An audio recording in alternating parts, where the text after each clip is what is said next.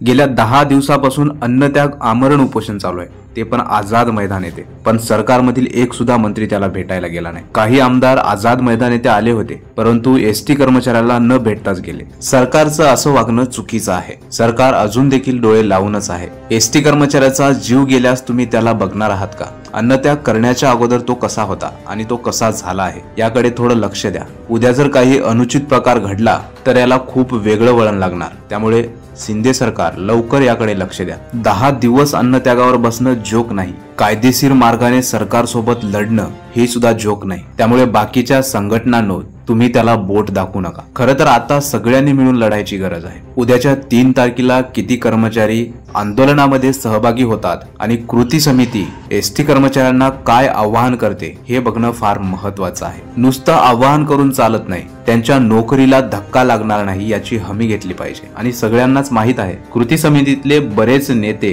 हे एसटीची सेवा देत नाहीत, एसटी मध्ये कर्तव्य करत नाहीत. काही बडतर्फ आहेत, काही स्वेच्छानिवृत्ती घेतलेले आहेत, काहींची रिटायरमेंट झालेली आहे. त्यामुळे उद्या काही कारवाई झाली तर यांच्यावर काहीच होणार नाही. कोणावर होणार? जे कोणी कर्तव्यावर आहेत, जे कोणी एसटीची सेवा देत आहेत आणि ते आंदोलनामध्ये आहेत, अशांवर कारवाई होणार. त्यामुळे या कृती समितीच्या नेत्यांनी सर्वच एसटी कर्मचाऱ्यांच्या नोकरीची हमी घ्यावी आणि आवाहन करावे की तुम्ही या आंदोलनामध्ये या. सतीश मेटकरी दादा, तुम्ही मागच्या काळात लढलात, हे फार मोठं काम केलं, परंतु सध्या एसटी कर्मचाऱ्यांना गरज आहे तुमची आणि तुमच्या संघटनेची. त्यामुळे तुम्हीही या काळात काही ना काहीतरी भूमिका बजावा. तुमचं म्हणणं असं आहे की तुम्ही 32 दिवस अन्नत्यागावर बसले होते, परंतु त्यावेळी कोणती संघटना, कोणी कर्मचारी सुद्धा तुम्हाला पाठिंबा दिला नाही. हे खरं आहे, परंतु तुम्ही देखील एसटी कर्मचाऱ्यांना आव्हान दिलं नव्हतं की तुम्ही आम्हाला पाठिंबा द्या. जर तुम्ही पाठिंबा द्या म्हटलं असतं तर नक्कीच एसटी कर्मचारी काही ना काही हालचाल केलेच असते, कारण तुमची देखील संघटना बऱ्याच डेपोंमध्ये मोठ्या प्रमाणात आहे. आज सच्चिदानंद पुरीला